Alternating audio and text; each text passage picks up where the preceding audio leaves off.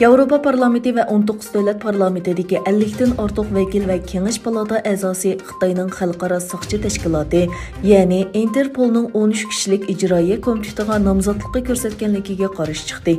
Parlament a'zolari Xitoy hukumatining Interpolning qizil ranglik ogohlantirishidan foydalanib, chet eldagi Xitoy o'qituvchilarini arz qilganligini o'tirib qo'ydi.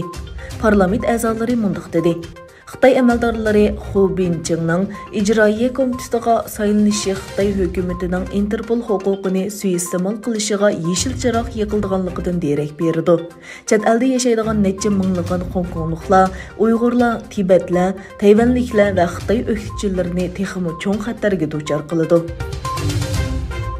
Xitoyda Wuhan virusi bilan yuqumlanuvchilar sonining oshishi bilan qo'rqinchli ishlar yuz berdi.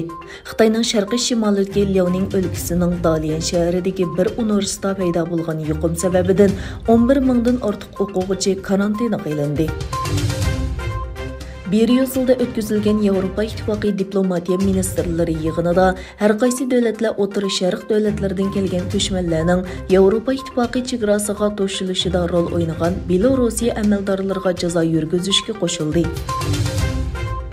Amerikaning sobiq prezidenti Donald Trumpning maslahatchisi Steve Bannon majlisga besib kirish jinoyati bilan aybnoma tayyorlangandan keyin Federatsiya tekshirish idorasiga taslim bo'lgan.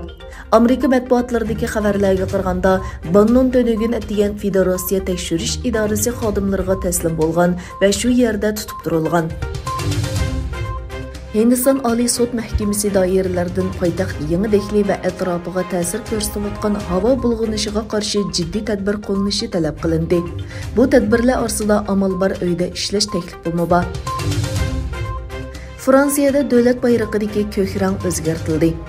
Elisi Sari Prezident Macronning 2020-yili chiqarilgan qarori bilan bayroqdagi ko'k rangni qiyniq ko'kka o'zgartganligini dalilladi.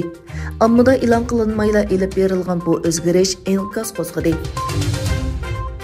Amerika Olam qatnashi idorasi NASAning bayonotiga qaraganda, Xalqaro olam punkti Fungyun birisi havo royi sun'iy hamrohidan qolgan bir axlat partisining o'ziga qarab yo'tkilishi sababidan orbitasida jiddiy o'zgarish hosil qilgan.